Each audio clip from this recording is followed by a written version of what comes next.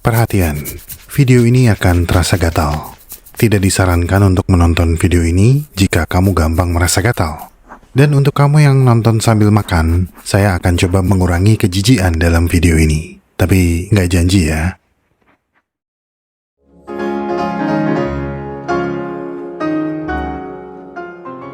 Tiga tahun yang lalu, kita pernah sama-sama membahas tentang tumila atau kutu busuk yang sangat menjengkelkan.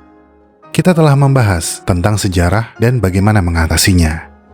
Kita juga sama-sama setuju betapa keberadaan mereka menurunkan kualitas hidup kita. Nah, ada satu parasit lagi yang tidak jauh berbeda dengan tumila. Sama-sama bikin kualitas hidup menurun, tapi sepertinya ini lebih parah. Mengapa lebih parah? Karena jika dibandingkan dengan tumila yang hanya mengisap darah lalu pergi begitu saja, parasit yang ini meskipun tidak mengisap darah, mereka mampu memakan sel kulit dan cairan kulit, menggali ke dalam lapisan kulit, lalu tinggal dan bertelur di sana. Hasilnya, rasa gatal yang luar biasa. Belum lagi ada beberapa komplikasi yang dihasilkan kalau tidak ditangani dengan segera. Sama seperti tumila, parasit ini juga ahli menumpang. Penyebaran mereka sangat bergantung pada kontak fisik. Dan meskipun tidak selalu, kebersihan tubuh dan lingkungan adalah dua hal yang tidak disukai oleh parasit ini. Jika kamu orangnya bersih dan tiba-tiba diserang oleh parasit ini, hampir bisa dipastikan kamu ada kontak dengan inang atau sesuatu yang disentuh oleh inang dari parasit ini. Ini biang keladinya. Sarcoptes scabiei, tungau yang terkenal menyebabkan kondisi kulit memerah dan gatal yang teramat sangat, yang biasa disebut scabies.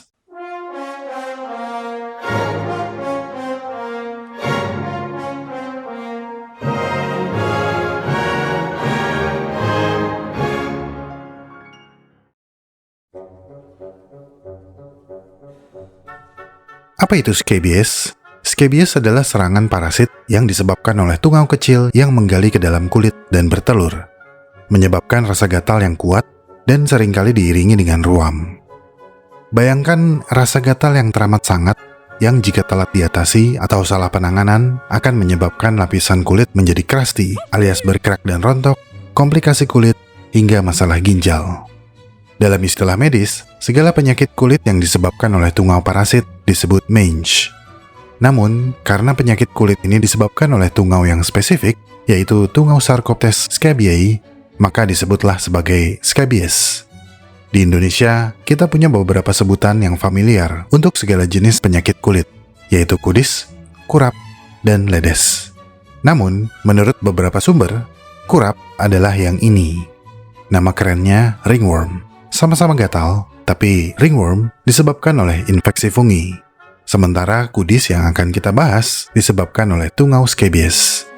Sedangkan ledes adalah luka karena penyakit kulit yang diderita seseorang. Karena saking gatalnya, orang tersebut menggaruk kulitnya dengan hebat sampai lecet alias ledes.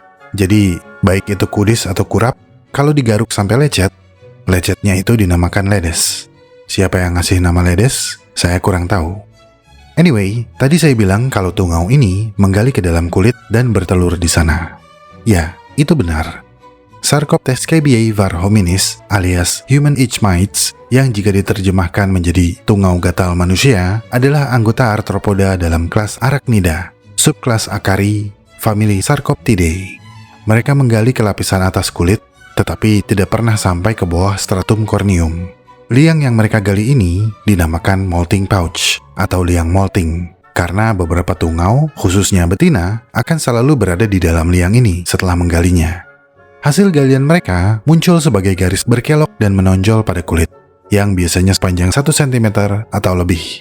Setiap tungau dari genus Sarcoptes dapat menginfeksi beberapa mamalia, seperti kucing domestik, anjing, babi, dan kuda. Namun, jenis tungau yang ditemukan pada inang utama hanya menyebabkan infeksi sementara pada inang tertentu. Dengan kalimat lain, tungau kucing juga bisa menginfeksi manusia, tapi hanya sementara. Begitupun dengan tungau manusia yang juga dapat menginfeksi kucing, hanya sementara. Sarcoptes scabiei mengalami 4 tahap metamorfosis tidak sempurna dalam siklus hidupnya, yaitu telur, larva, nimfa, dan dewasa. Betina memproduksi 2-3 telur per hari seraya mereka menggali di bawah kulit. Telur mereka berbentuk oval dan berukuran antara 0,10 hingga 0,15 mm. Telur akan menetas dalam waktu 3 hingga 4 hari. Setelah menetas, larva akan bermigrasi ke permukaan kulit, mencari area yang masih bersih, dan segera menggali lubang baru. Larva tungau scabies hanya memiliki 3 pasang kaki dan akan berkeliaran mencari area kulit yang baru sekitar 3 hingga 4 hari. Setelah molting, nimfa akan keluar dengan 4 pasang kaki. Pada tahap nimfa, bentuk mereka adalah versi kecil dari tungau dewasa. Setelah molting terakhir, nimfa akan menjadi tungau dewasa yang buta. Panjang tubuh betina sekitar 0,30 hingga 0,45 mm dengan lebar 0,25 hingga 0,35 mm. Tungau jantan dewasa berukuran sedikit lebih kecil atau setengah dari tubuh tungau betina dewasa. Selama masa hidup bujangnya, para tungau akan memakan lapisan teratas kulit, sel kulit mati, dan cairan yang terdapat di dalam kulit. Setelah tungau betina menjadi dewasa, mereka biasanya hanya menetap di dalam liang dan menunggu pejantan tiba, mengetuk pintu liang mereka. Perkawinan terjadi setelah tungau jantan menerobos masuk ke dalam liang molting betina dewasa. Perkawinan ini hanya terjadi sekali dan akan membuat betina subur selama sisa hidupnya. Pada tungau betina remaja, setelah mereka dikawini, mereka akan meninggalkan liang mereka dan berkeliaran di permukaan kulit sampai mereka menemukan area baru yang cocok untuk dijadikan liang permanen. Saat berkeliaran di permukaan kulit, tungau mencengkram permukaan kulit dengan menggunakan pulvili yang seperti penghisap yang melekat pada 2 pasang kaki paling depannya. Ketika tungau betina menemukan lokasi yang cocok, ia mulai menggali liang berkelok yang khas dan bertelur selama sisa hidupnya. Tergantung kondisi kulit, tungau scabies hidup dalam rentang waktu yang bervariasi, mulai dari 17 hari hingga 2 bulan. Dalam kondisi kulit yang paling menguntungkan, sekitar 10% dari telurnya akan menetas dan hidup menjadi tungau dewasa. Transmisi atau penyebaran tungau di antara individu manusia umumnya terjadi melalui kontak kulit langsung, namun terkadang juga dapat terjadi melalui sarana lain, seperti tempat tidur atau pakaian. Tungau jantan dan betina remaja yang telah dibuahi sering ditemukan di antara jari-jari dan di pergelangan tangan, dan inilah sebabnya penyebaran mereka bisa sangat pesat di antara manusia yang tinggal dalam kelompok yang padat. Di Indonesia, scabies merupakan masalah kesehatan yang signifikan dengan prevalensi berkisar antara 5,6 hingga 12,9% menurut data Kemenkes pada tahun 2020. Penyebab utama scabies adalah kontak kulit dengan orang yang terinfeksi atau melalui pakaian, spray, dan handuk yang terkontaminasi.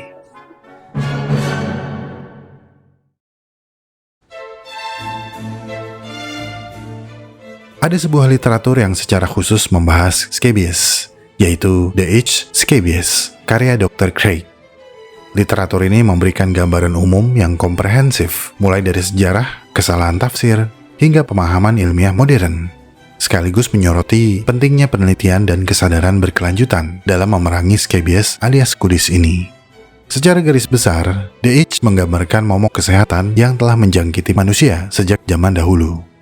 Kita dapat melacak catatan investasi scabies yang dulunya dinamakan Zarath atau Thalath, yang pada awalnya merujuk pada kulit bersisik. Tetapi kemudian, kata ini menjadi dasar dari kata kusta dalam ilmu kedokteran modern. Namun pada zaman dahulu, kata Zarath juga merujuk pada kondisi scabies yang sudah terlalu parah. The H juga menjelaskan bagaimana dulu beberapa orang berhasil disembuhkan setelah mereka mandi di sungai Yordan yang kaya akan belerang. Namun pada risalah Aristoteles, De Historia Animalium, kita juga dapat menemukan catatan tentang scabies yang digambarkan sebagai kutu dalam daging. Deskripsi Aristoteles tentang penyakit kulit yang gatal dan menular ini pernah diselidiki melalui ekstraksi dengan jarum dari kulit yang berkerak. Pengamatan lebih lanjut menjelaskan kalau penyakit ini disebabkan oleh organisme yang sangat cocok dengan tungau yang belakangan dinamakan Sarcoptes scabiei var hominis. Scabiei berasal dari kata Latin scabere yang berarti menggaruk, dan Sarcoptes yang berasal dari kata Yunani sarx dan koptein yang berarti memotong daging. Pada tahun 25 Masehi, penulis Romawi Aulus Cornelius Celsus dianggap sebagai orang pertama yang memberi penyakit tersebut nama scabies dan menyarankan penggunaan senyawa sulfur alias belerang sebagai obatnya. Selama periode abad pertengahan atau sekitar tahun 1308 hingga 1321 Masehi, penyair seperti Dante dalam Divine Comedy pernah menggambarkan beberapa penderitaan akibat penyakit scabies. Kemudian, pada abad ke-16, seorang dokter yang sekaligus peminat arthropoda, Dr. Thomas Moffat, dengan tepat menguraikan peran patogenik dari tungau kudis alias scabies, dan secara tegas menyebutkan kalau penyakit ini disebabkan oleh tungau, bukan dari serangga seperti kutu. Pada abad ke-17, tidak begitu lama setelah penemuan mikroskop paling awal, August Hofmann dan Michael Ed Muller berhasil menggambar tungau scabies, dan seperti yang pernah diceritakan oleh Aristoteles, parasit ini diekstraksi dari liang yang mereka gali pada permukaan kulit manusia. Gambar ini kemudian disempurnakan dan disebarluaskan oleh Giovanni Cosimo Bonomo dan didokumentasikan dalam tulisannya yang terkenal yang berjudul Observations Concerning the Fleshworms of the Human Body pada tahun 1687. Dengan menggunakan mikroskop, Pak Giovanni dapat mengamati tungau betina yang bertelur.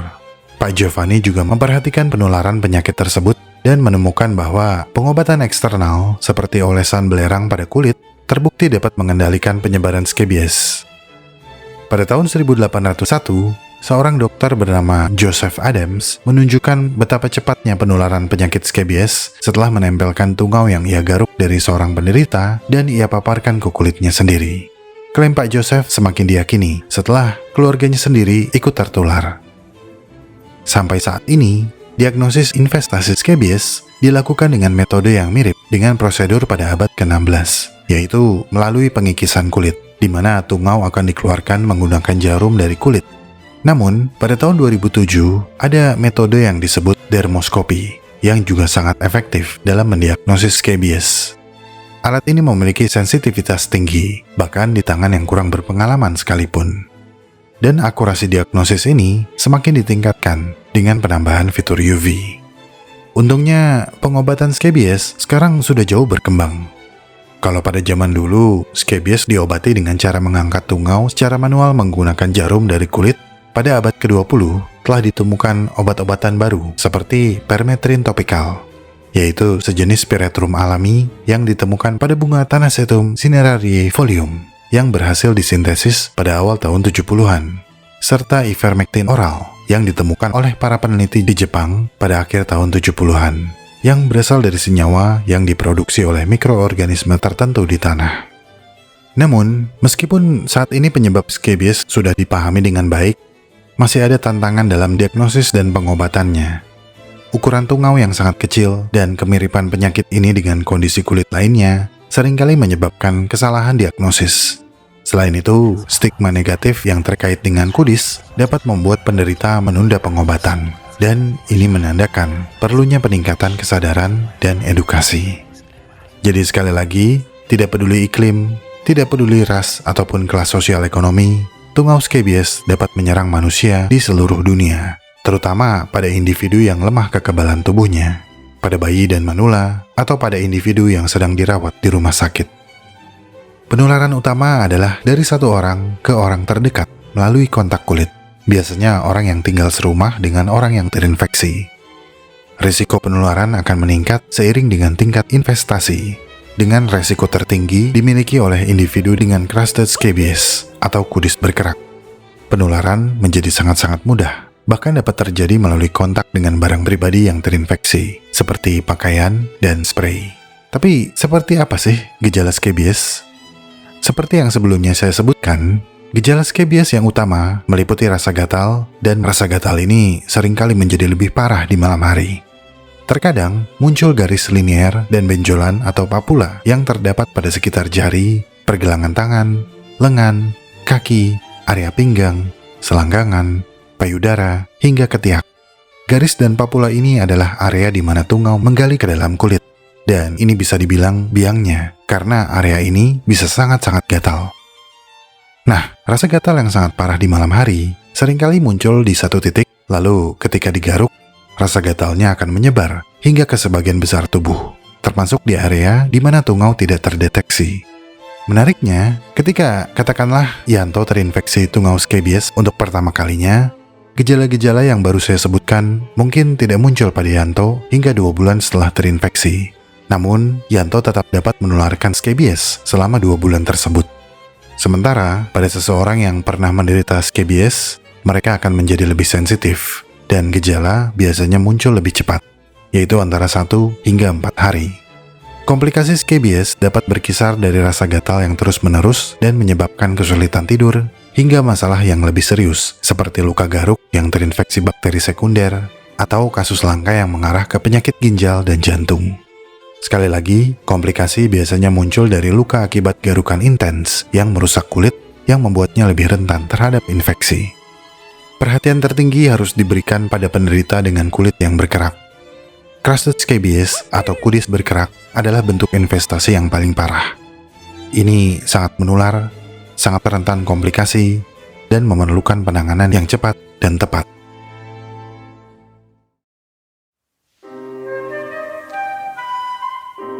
Mengobati kudis sedini mungkin adalah cara terbaik untuk mencegah wabah kudis, karena tungau scabies penyebab kudis biasanya mati setelah 2-3 hari berada jauh dari kulit manusia.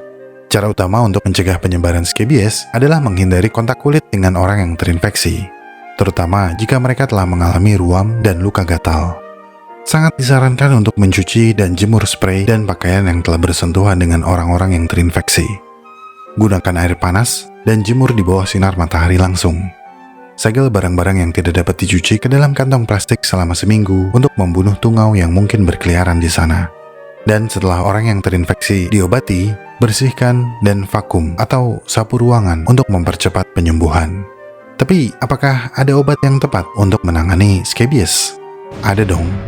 Scabies dapat diobati dengan salep oles atau krim topikal, atau pada kasus yang lebih parah, dengan obat oral. Patut diingat, selama 1 hingga 2 minggu setelah pengobatan dimulai, rasa gatal seringkali bertambah parah. Jadi, ini bukan berarti obatnya tidak ampuh. Menurut WHO, ada 4 jenis kandungan pada krim topikal atau salep oles yang dipercaya dapat mengobati scabies, yaitu krim permetrin 5%, malathion 0,5%, emulsi benzil benzoat 10 hingga 25%, dan salep sulfur 5-10%. Yang terakhir adalah ivermectin yang diminum secara oral. Tapi WHO menegaskan kalau obat ini tidak boleh dikonsumsi oleh wanita hamil atau anak-anak yang beratnya kurang dari 15 kg. Dari pengobatan yang baru saya sebutkan, meskipun telah disarankan oleh WHO, seperti biasa, saya menganjurkan tetap menghubungi dokter sebelum mengambil tindakan mandiri. Pengobatan tidak secara langsung membunuh telur parasit. Jadi, pengobatan tetap harus diulang untuk memastikan pembasmian tungau baru yang menetas. Nah, karena orang yang baru tertular tidak mengalami gejala tahap awal, maka untuk berjaga-jaga sekaligus mengurangi potensi penyebaran, semua orang yang tinggal di dalam rumah yang sama dengan penderita juga harus ikut diobati. Jadi, misalnya, Yanto tinggal serumah dengan Ivana. Yanto terinfeksi scabies. Nah, ketika Yanto sedang dalam pengobatan, berarti Ivana juga dianjurkan ikut pengobatan. Jika Yanto dan Ivana punya anak, berarti anak mereka juga dianjurkan ikut pengobatan. Jika Yanto dan Ivana tinggal bareng mertua, berarti mertua mereka juga dianjurkan ikut pengobatan. Seperti itu kira-kira. Anyway, WHO menambahkan, wabah scabies umum terjadi di lingkungan institusional tertutup, seperti rumah sakit, sekolah atau asrama, fasilitas perawatan jangka panjang seperti panti jompo, hingga titik kumpul masyarakat yang terbuka sekalipun. Kamp pengungsian juga berisiko sangat tinggi karena kepadatan akan meningkatkan kontak kulit ke kulit. Wabah dapat meluas dan sulit dikendalikan. Wabah scabies skala besar pernah berlangsung di Papua Nugini, Vanuatu, Fiji, dan Kepulauan Solomon, dan utamanya menyerang kamp pengungsian sementara serta kebiasaan masyarakat yang tinggal bersama lebih dari 2 keluarga dalam satu rumah. Pada tahun 2015, seorang penghuni panti jompo di Georgia, Amerika Serikat meninggal karena serangan scabies. Media lokal memberitakan dengan kalimat bombastis seperti dimakan hidup-hidup selama berbulan-bulan atau bertahun-tahun. Kasus ini terjadi pada Rebecca Zeni yang berusia 93 tahun yang meninggal pada tahun 2015 karena infeksi scabies di panti jompo tersebut. Laporan otopsi menunjukkan kematian disebabkan oleh septikemia yang diduga diakibatkan oleh scabies yang berkerak. Menurut kerabat, pejabat kesehatan telah diberitahu beberapa kali tentang wabah skabies di panti jompo tersebut, namun tidak kunjung melakukan tinjauan atau pemeriksaan pada fasilitas di panti jompo tersebut. Seorang ahli patologi forensik yang meninjau kasus tersebut membenarkan kalau ada jutaan tungau parasit yang secara teknis memakan nenek tersebut hidup-hidup selama berbulan-bulan atau mungkin bertahun-tahun. Pada tahun 2017, WHO menetapkan skabies dan ektoparasit lainnya sebagai neglected tropical diseases atau penyakit tropis terabaikan dan mencetuskan target global pada tahun 2030. WHO telah bekerja sama dengan negara anggota dan beberapa mitra untuk mengembangkan strategi pengendalian dan rencana respons terhadap wabah skabies. WHO merekomendasikan strategi dan pengendalian skabies harus menjadi bagian dari pendekatan terpadu yang disesuaikan dengan penetapan strategi yang cepat dan hemat biaya.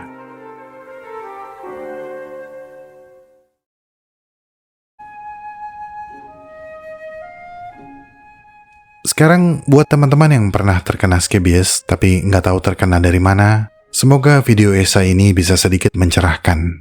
Dan untuk teman-teman yang belum dan baru tahu tentang penyakit yang ternyata dapat mewabah ini, segera lakukan persiapan, sehingga ketika masanya datang, kita tahu apa yang harus kita lakukan. Karena ketika skabies menyerang sebuah komunitas, ia tidak pandang bulu. Tua, muda, kaya, miskin, semua berpotensi menjadi korban. Dan di saat inilah nilai solidaritas dan kepedulian diuji. Apakah kita akan menutup mata dan membiarkan tetangga atau saudara kita berjuang sendirian melawan rasa gatal yang menyiksa? Atau justru kita tergerak untuk saling membantu, saling mengingatkan tentang pentingnya menjaga kebersihan, dan saling mendukung dalam pengobatan? Secara tidak langsung, skabies juga menyoroti pentingnya edukasi, kesadaran kolektif, dan tanggung jawab bersama. Penyakit ini mudah menular melalui kontak fisik. Oleh karena itu, penanganannya tidak bisa hanya dilakukan oleh individu yang terinfeksi. Dibutuhkan kesadaran dari seluruh anggota masyarakat untuk menjaga kebersihan lingkungan, melaporkan kasus yang dicurigai, dan mengikuti anjuran kesehatan. Kegagalan dalam menumbuhkan kesadaran ini dapat menyebabkan wabah yang lebih besar dan berkepanjangan. Pengalaman menghadapi skabies, meskipun tidak menyenangkan, dapat menjadi momentum untuk memperkuat empati dan rasa kemanusiaan kita. Kita belajar untuk memahami betapa tidak nyamannya hidup dengan rasa gatal yang terus-menerus. Betapa terisolasinya seseorang ketika merasa malu dengan kondisi kulitnya. Dari pembahasan ini, semoga menumbuhkan rasa ingin membantu dan meringankan beban sesama.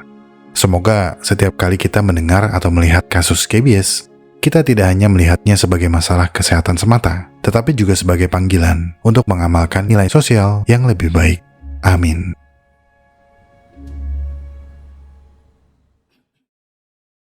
Pendanaan alam semenit sebagian berasal dari dukungan para donatur di Saweria, Protosaurus 01, Mbak Dinda Cantik dan Maskin Sayang Mbak Dinda Lancar Skripsi ya, Timalit Pro 23, Musafir Buta, Fauzan Ristiantio, Cita Liactus Lab, Vermilion CHNL, Molly GMC, Wizika, Yulia Yang, Bedol, Kedai Genta MGC Bekasi, Kuhita 1516, Lloyd Forger Sayang Your Forger, Parif Lulus UKM PPG, Prajabatan 25, Jihan Cewek Bang Chan, Sayang Adila, Erik Sayang Febri, Faris Aryadi, Kada Laut, I Love You Selvianita, Hoyoin Kioma, Yanto Libe Ivana, Joko Anae Bukus, Arset Ya Irianto, Joko Anae Bukus, Sintau Lolos UTBK 2025, Rauf Sayang Noni, Erik Prayoga, Erika Samawon, Arifa Febriana, Baby Marcelina Tarigan, Zar A, Perdiana Love Karisma, Encuk, Kontrakan Barokah, Jakal, Wida Marina, Fenrel 23, Ilham Hamilin Aldo, Arul Anak Bapak GH, Muktafi Sukaratu, Ahmad Farisin Ganteng, Saryuda Sayang Hasna Selalu, Samuan, Ed Andri Widi, Ervan Sayang Feli, Berber Patapim, Tung Sahur, Bombardino Krokodilo, Jafar Penggemar Tung Sahur, papanya Danesh Gavi, Tutu, Michelle, Tokone Bule, Wahyu Maija 272829, Hiki Marun, Bagir Anak Japar Cucu Dodo, Arif Nov Sayang Abah, S. Widodo 17, Panda Sayang Dinda, Uzumaki Otong, Amelia Nicoleta, Nikah Sama Asti, Yuda Sayang Gita, produsernya Kanako, Kobun Belayan Sejahtera, Kois Gani Ayayaya Hai, Kucai Alias Chip, subscribe Ambergul, selamat ulang tahun Salsabila, pendamping tidur, Reza Selalu Sayang Salsa, Roti Ibu Basuki Klaten Pusat, Cilok Fajar Pasuruan, Kim pergi ke Padang, Mas Reno Sayang Rekan Asa, Rian Cinta Sela, Kami Sama Dengan Tuhan, Alena Khadijah Avariela, Paguyuban Koh Fadil, Angkel Gemash, Uvu WWW Onyete WW Uguemu Bem Osas, Tanianas, Parasut Kopra, Parasut Fajra, Mas Genji Wong Jowo, Kevin Masih Sayang Mian, pacarnya Asahi Azumane, selamat ulang tahun Al, thanks for the memories, stay happy wherever you are, doa orang tua selalu menyertai, anak BKT, Koceng Civer, Paguyuban Koh Fadil, RWA Karoseri, Badama Jenun, Arnold Suardiningrat, Mahrenzia dan Mita, Samuan, Sorayau Cendikiau, Novan Murdianto, Fadil FSA, bapaknya Adinata, emaknya Adinata, bapaknya Askia, emaknya Askia, Uyi Tozaro, Shandy PL, Miss Haidarjati, Tahu Gejerot Benjerot, Rino Koris Fusipes, Ihsan Kaisa Hamnah, Ibu dan Abah, Rawadin Kamal, dan Kelomang Racing. Terima kasih telah menonton sampai menit ini. Saya sangat-sangat menghargai segala dukungan yang teman-teman berikan kepada Alam Semenit. Jika ingin tahu lebih banyak tentang subjek pembahasan dalam video ini, cek deskripsi video. Di sana teman-teman bisa menemukan segala jurnal, literatur, dan referensi saya dalam menyusun naskah. Jika suka dengan pembahasan dari Alam Semenit, like video ini dan share. Karena like dan share dari kamu akan membantu perkembangan channel ini. Ikuti perkembangan semua hal yang aneh, menjijikan, dan indah yang mengundang rasa ingin tahu kita semua. Sampai jumpa di video selanjutnya.